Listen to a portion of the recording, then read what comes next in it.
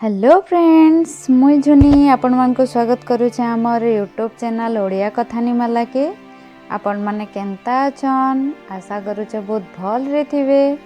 तो चलन आज आमे सुनमा गुटे अलसुआ राजार कथानी। तो गपटा स्टार्ट करमा।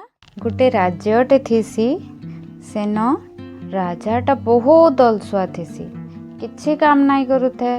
राज्य रे जहाँ भी हेउतिसी सबु देखबार लगी मंत्री मान को कहूतीसी आ निजे खाई पी करी खाली आराम करुतीसी सब बेले। से राज्यर लोक माने ताकर दुख सुनाबार के आसले भी किछि ना सुनुते। राजाटा एंता एंता करे सब प्रजा भी राजा ऊपर बहुत रागी बसथिले न। राजाटा अलसुआ बोली प्रजा माने भी जी जहार बतरे निजर मन मानी करी बसले, के काहरीर कथा नाई सुनुते।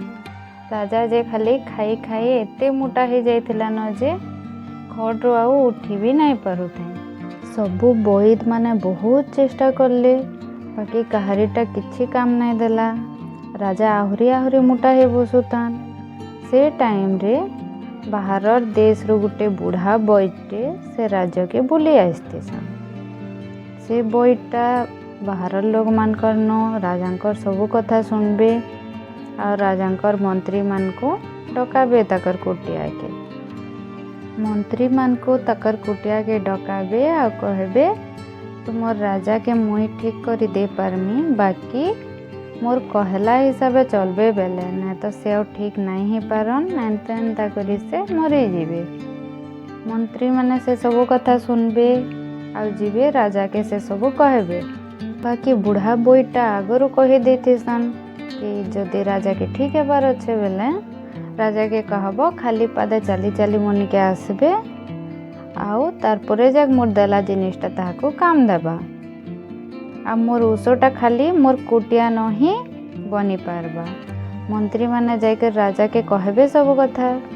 राजा तो अलसुआटा से बुढ़ा बोईत के धरी आस बोली मंत्री मान को कहबा बेले मंत्री माने बहुत बुझाबे राजा के आ कहबे राजा आपन जदि नाई जीवे बेले एंता हिकरी न रही जीवे, आपन को जनता करी होसन के जीवार के पड़बा।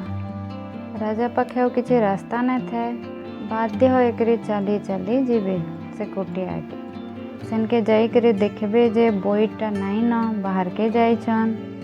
से बुढ़ा बोईतर चेलाटे कहबा कि आपन काली आसबे बोली। राजा तो ये कथाटा सुनिकरी बहुत रागी जीवे, बाकी काଣା एका करि पारबे ताहाको तो से जिनिसटा दरकार अच्छे ना।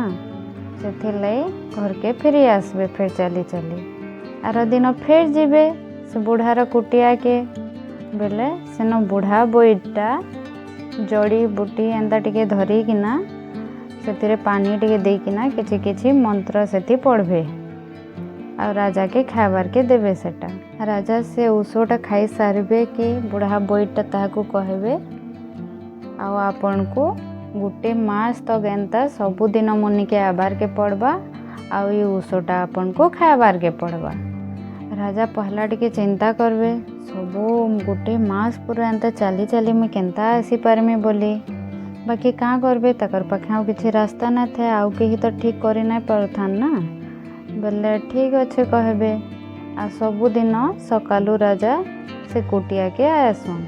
एंता एंता करी धीरे धीरे करी ताकर देह टिके ठीक है बसबा। देखबे ताहाको टिके भल भी लागी बसबा।